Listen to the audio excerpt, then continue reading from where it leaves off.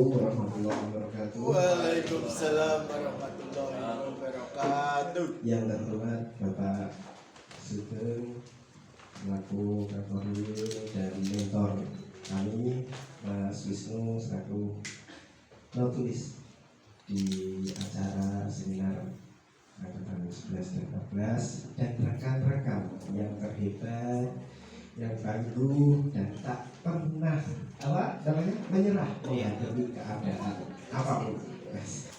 Identitas diri, nama Muhammad Nur Aziz. Ya, ini saya lahir sama dengan Pak Sigit dari Blora. Alhamdulillah ada yang mau menerima saya apa adanya dari barat-barat Kabupaten Sumatera.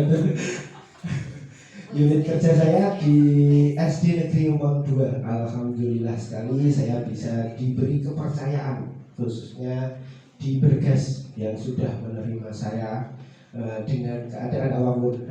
Ya, di sini saya mau melaporkan langsung laporan orientasi P3K kurikulum pengenalan dan etika pada instansi pemerintah Kabupaten Semarang. Pembahasan.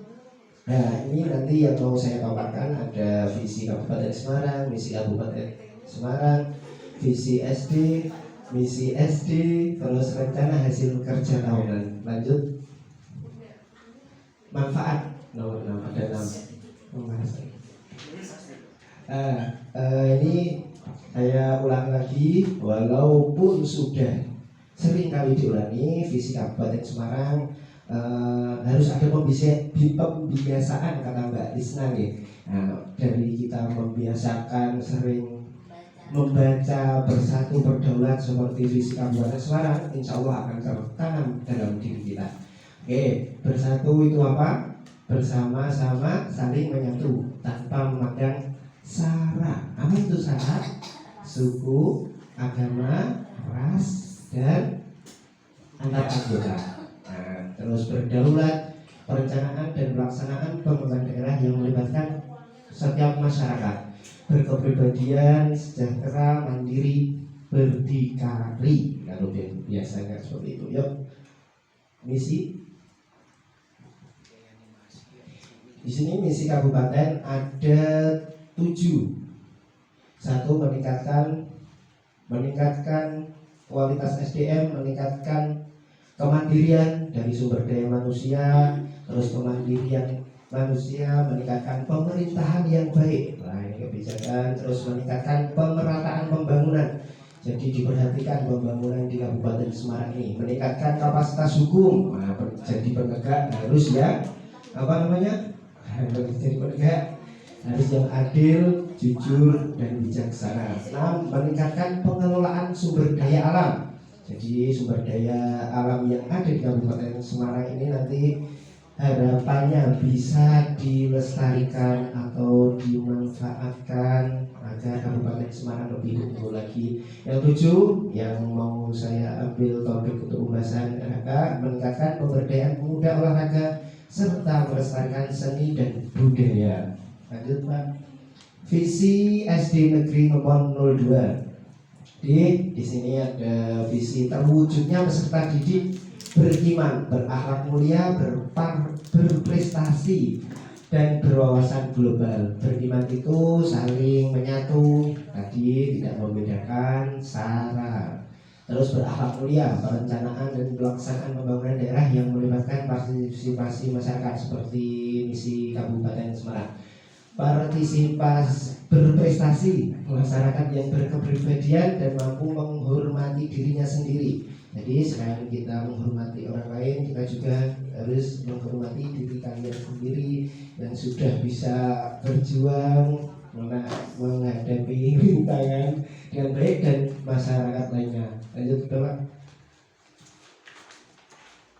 Yang terakhir, berwawasan global, perencanaan pelaksanaan pembangunan daerah yang melibatkan partisipasi masyarakat. Lanjut.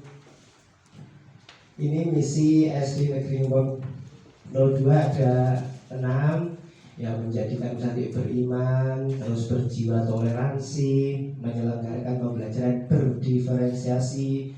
Lanjut, memfasilitasi, mengembangkan potensi peserta didik mengembangkan peserta didik yang memiliki motivasi belajar sepanjang hayat dengan membangun kerjasama dengan orang tua.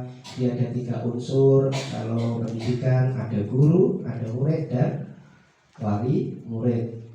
Terus mendorong dan membantu penguasaan teknologi informasi serta wawasan peserta didik dalam menghadapi perubahan zaman. Oke. Lanjut rencana hasil kerja tahunan.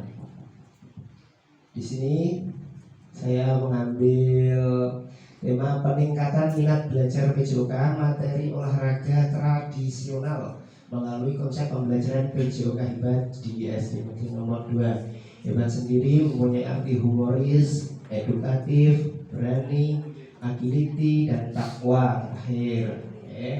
Humoris itu pembelajaran yang menggunakan humor. Jadi saat kita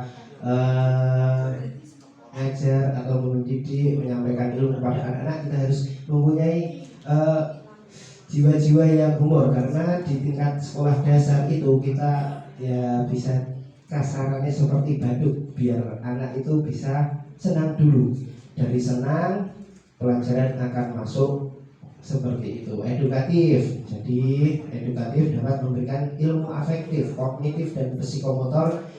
Di dalamnya banyak termuat nilai yang akan dapat membantu suatu perubahan dalam diri setiap individu ke arah kebaikan. Yang berani seperti apa? Diharapkan setiap individu memiliki keberanian melakukan sesuatu, berani mengambil kebijakan dan keputusan yang terbaik. Gak berusaha gesu, ojo kesusu, tenang, kuasai. Biasanya masih kids seperti itu.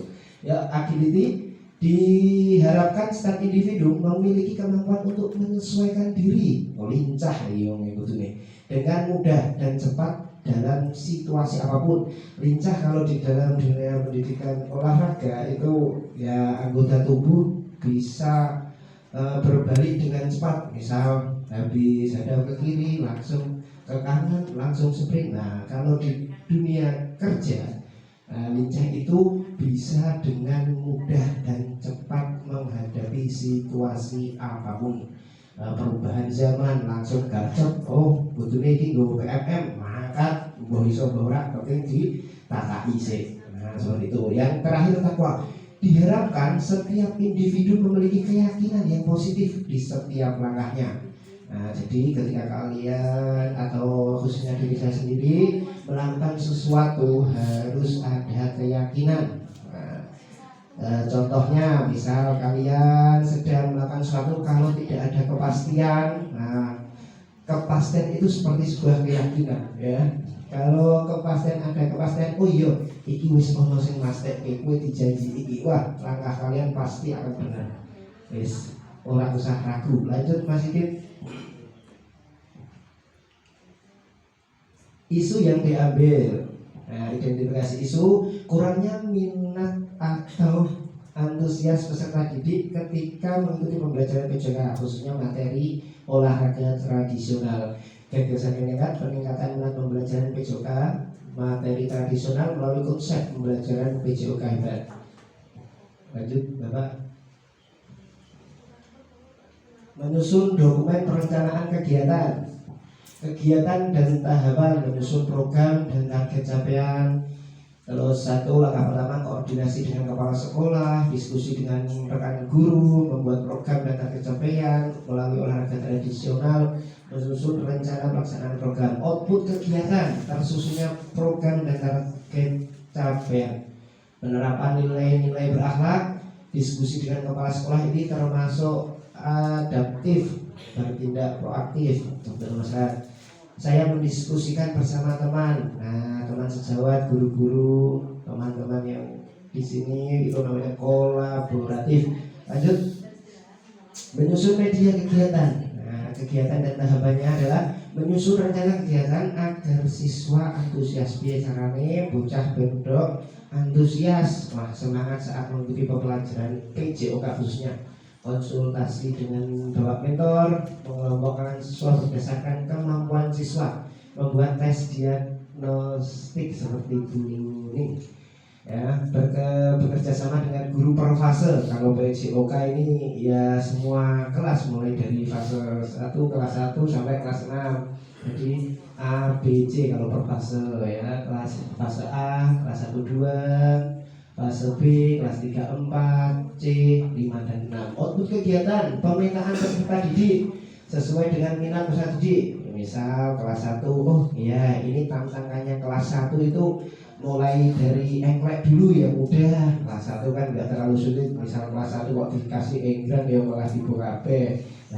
Terus kelas 2 ada boy-boynan, itu apa itu boy-boynan? Setelah ada tradisional apa? Ciboy, Cinoboy. Nah, terus kelas 3 nanti ada tarik tambang. Kalau itu terlalu kurang aman karena lapangannya hal tapak harus tapi pavingan, berarti kan kurang aman kalau paving. Kita menyesuaikan saja dengan keadaan yang ada di sekitar kita.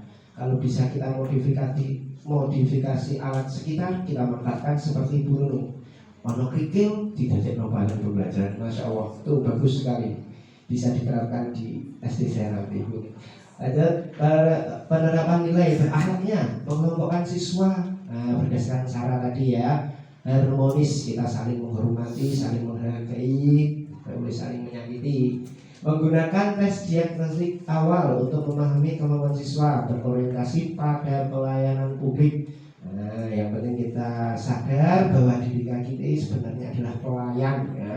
Kita ini pelayan masyarakat, pelayan peserta didik. Jadi pelayan itu wis manut karo tamu nih.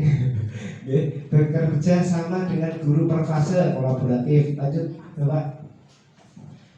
Yang terakhir tidak lanjut kegiatan ini. Nah, kegiatan dan tahapan yang terakhir melaksanakan kegiatan evaluasi dan refleksi, melakukan koordinasi dengan kepala sekolah. Tadi setiap kegiatan kita selalu berkonsultasi kepada yang lebih tahu, melakukan kegiatan evaluasi program, melakukan refleksi program yang telah dilaksanakan. Output kegiatan terlaksana kegiatan evaluasi dan refleksi untuk mengembangkan diri. Misal ada perubahan, langsung garcep tadi activity, kita berubah, langsung kita perbaiki lagi biar lebih baik lagi. Penerapan nilai-nilai berakhlak. Nah, ada tips tentang evaluasi kegiatan program yang telah dilaksanakan. Ini ada harmonis dan kolaboratif, melaksanakan evaluasi bersama kepala sekolah, rekan sejawat secara terbuka untuk menerima kritik dan saran untuk mengembangkan potensi diri. Yang terakhir, kesimpulan atau manfaat. Ini manfaat bagi peserta orientasi. Nah, khususnya diri saya sendiri menjadi guru atau pendidik yang mampu menjalankan fungsi sebagai pelaksana kebijakan pelayanan publik, perekat dan pemersatu bangsa yang memiliki integritas dan profesional di lingkungan Dinas Pendidikan dan Kebudayaan Kabupaten Semarang, khususnya di SD Negeri 02 Mawar.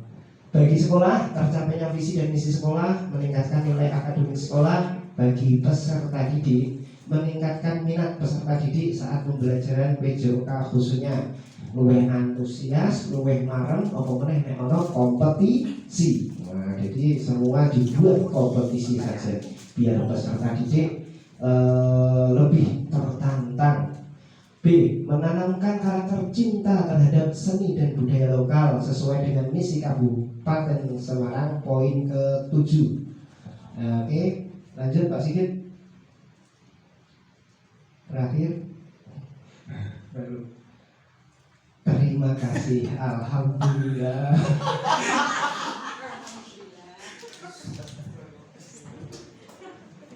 Ya, terima kasih kepada Bapak Muhammad Nur Aziz yang telah memaparkan materinya tentang ini, karena beliau adalah guru PJOK yang mengampu kelas 1 sampai kelas 6. Monggo untuk teman-teman yang ingin menyampaikan beberapa pertanyaan atau kritik saran, kami persilakan.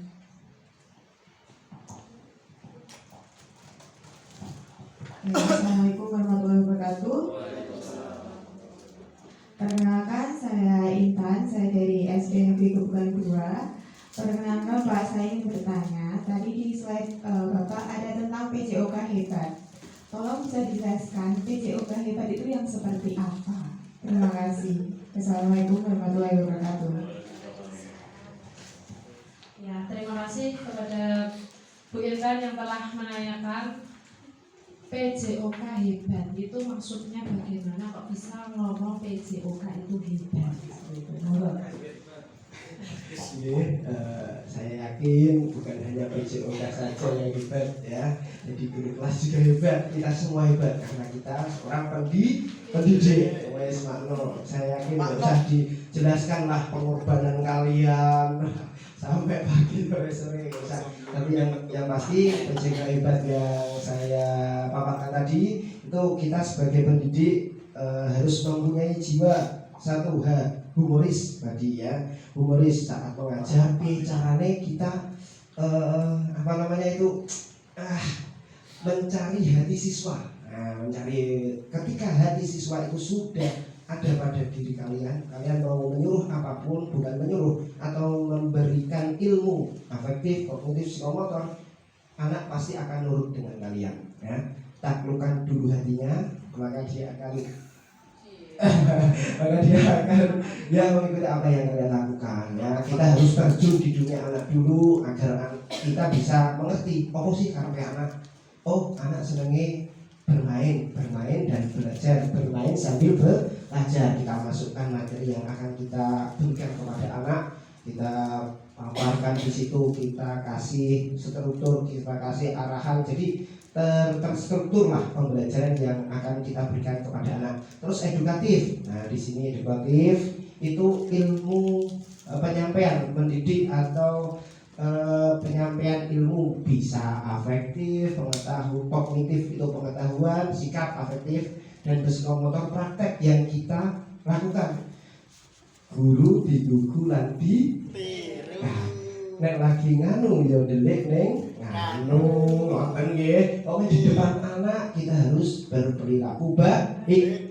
Bisa jadi karena ada anak kita bisa menolak keburukan yang ingin kita lakukan, ya kan? Seperti itu. Nggih mboten padha di kelas wis pokoke manut aturan mawon iku wis aman, nggih. Aja neko-neko. Terus berani. Diharapkan setiap individu memiliki keberanian melakukan sesuatu. Wis nek kasarane dulu itu wani spekulasi, wis ayo misal ada tantangan ini kita belum pernah, kayak seperti zamannya PMN kata Bapak Nadhim, guru wis administrasinya disuruh langsung menggunakan PMN. Kita belum pernah mengikuti ini karena ini perubahan perkembangan zaman. Mau tidak mau kita harus berani melakukan sesuatu, dan apapun resikonya harus kita tanggung. Kita berani berbuat, berani berbuat. Kita sebagai berani menjadi guru, ya wis apa peraturan guru kita laksanakan.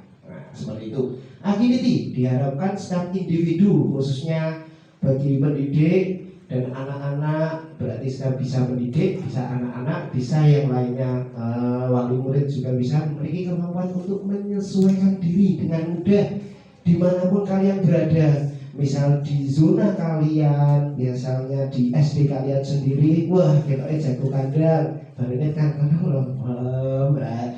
diharapkan tidak seperti itu, ya. Sing lincah bisa menyesuaikan dimanapun kalian berada.